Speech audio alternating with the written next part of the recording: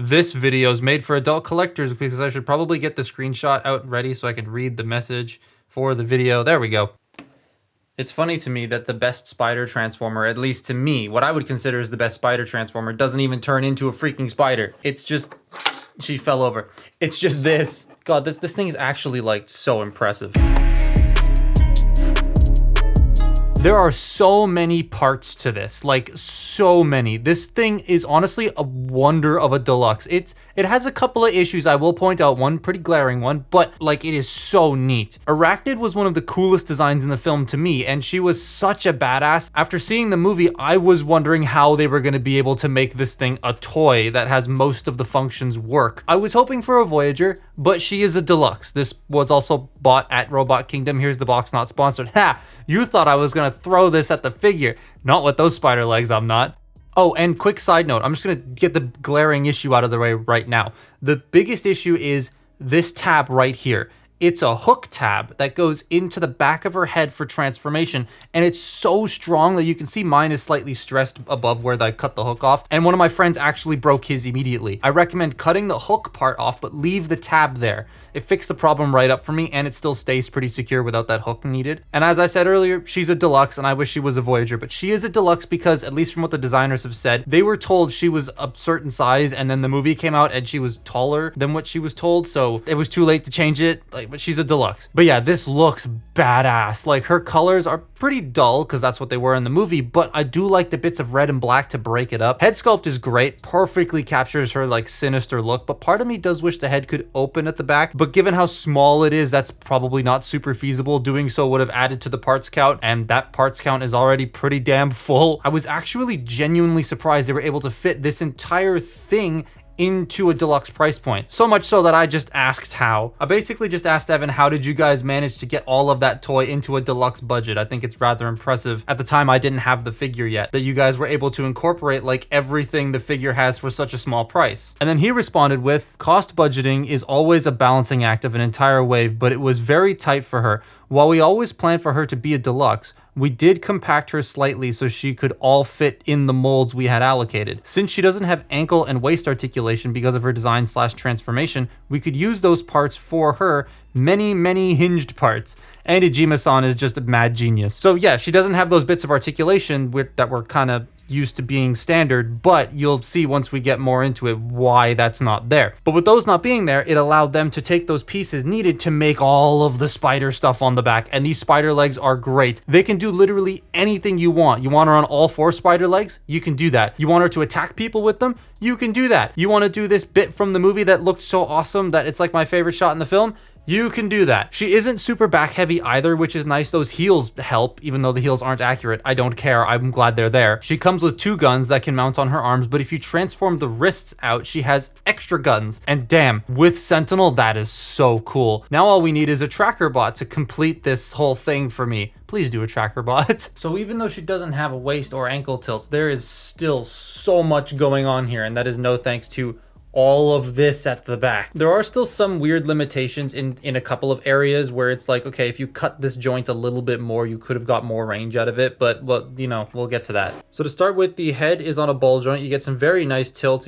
She can't look up at all, but she can look down quite a bit, and then you have your full rotation. It rotates at a slight angle just due to where the joint is seated. Also, if you notice, there's this giant stress mark like right there. That was there out of the box, but it doesn't go all the way through. It's just a purely visual thing on my copy, but that is, you know, that's unfortunate. The shoulders are on ball joints. They can do a full 360 degrees. They're very stiff. They can only go out that far, and the shoulder pad hits the torso and stops it, so it only goes out that far. However, there is this transformation hinge right here, which acts as a butterfly joint. So, you know, the shoulders can move in and out like that, so you have all that range, but they still stop here even though the shoulder pad's not bumping into anything. And this is where I think if they just cut into there a tiny bit more, you could have gotten a full T-pose out of this arm, which is a little unfortunate. I wish it could do that. There's ball jointed elbows, so they bend just a little under 90 degrees, and you have that as like a rotation. Nothing at the wrist. Like I said earlier, there's no waist joint.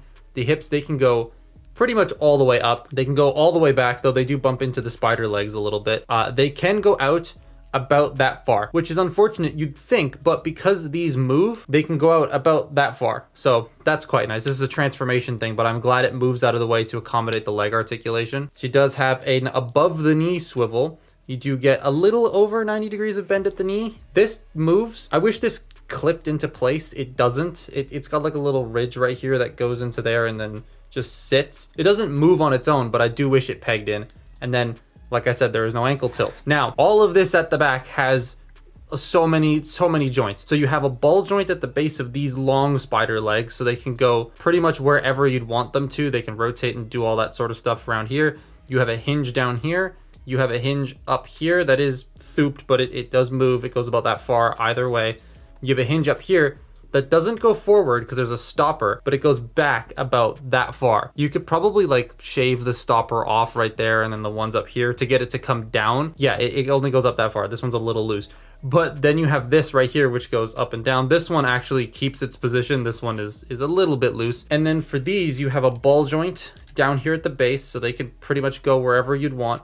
Then you got a hinge back here, and then a hinge over here as well. And then the backpack. So this sticks out a little bit, and I'm not a huge fan of that. What I do normally is I fold the propeller up like this, and then tuck it into place. It does hang out down here, but it cleans up quite nicer, and you got a little bit more room for these legs to sit folded up back here because there's no propeller sticking out. So yeah, mine has a couple of stressors, one not so important and one that is, but I fixed it. Other than that though, I really like this thing a lot. It's very impressive they were able to get all of this at the deluxe price point. It's great. If you've ever transformed a figure like Pterodive from Hunt for the Decepticons or Roadbuster from Dark of the Moon, you know that sort of complex old movie toy feel. That's what this kind of has. There's a couple of things in the transformation that are a bit weird and they get in the way of other things. It's still fun for the most part, but like this looks unwieldy and it is a little bit unwieldy. So to start with, what we're going to do is we're going to take the entire back section here and bring it out on this double hinge. And then we're going to click these larger legs into place, get this all sorted, then bring these out and then fold them up like this so that this piece is sitting flat like that. And the reason I do that is because you now have to rotate these around, fold this in, and then continue the rest of the way. Also get this out of the way here. So fold this in, fold that up, fold this the rest of the way. Now these spider legs will tab into each other at the bottom and at the top. And you want to make sure they sit like this because there are two little ports on either side of the legs that are going to go into these bits. So we're going to take this and fold it the rest of the way around and then do that on this side as well and leave them. We're going to take the tail fin, unpeg it, fold it out, and then fold out the propellers. Now you can take this entire assembly and it's going to peg into here and into those legs.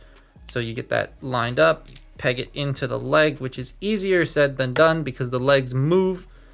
Then you want to take this top section here, stick it into place, and there you have the propeller ring all finished. Oh, the propellers are uneven. Hang on. There we go. There you have the propeller ring all finished and the rear landing gear technically. So once that's up and done, you want to then open the chest plate up and then fold the head in. Don't plug the chest plate in just yet. Take this section, bring it up, and take that tab that you trimmed and push it into the head and then close this up. If you close this up beforehand, you can't push the head into the tab properly. It becomes a little bit harder to do. So that's why I said do it afterwards. Then you want to take the hand, open it up, close it, open it up, flip it around, close it, and then bring it out on the butterfly joints and then just bring it down here. The legs. The entirety of the front and the side of the alt mode is in the legs. So to start with, you're going to fold up the feet and they will peg into the knees. Then you take these and you pull them. They're on these hinges. You want to rotate this 180 degrees. So pull it, rotate it 180. Then you want to bring the leg all the way around at the ball joint. Rotate this so that it's sat like that. And then plug it in to the side here. And then you take these front sections, you bring them out and rotate them around. But there you have that. Fold these wings out to make them straight. Then you want to take the arms and they're on this double hinge right there. You want to make sure the double hinge is flat and you're moving it at this piece right here, like this.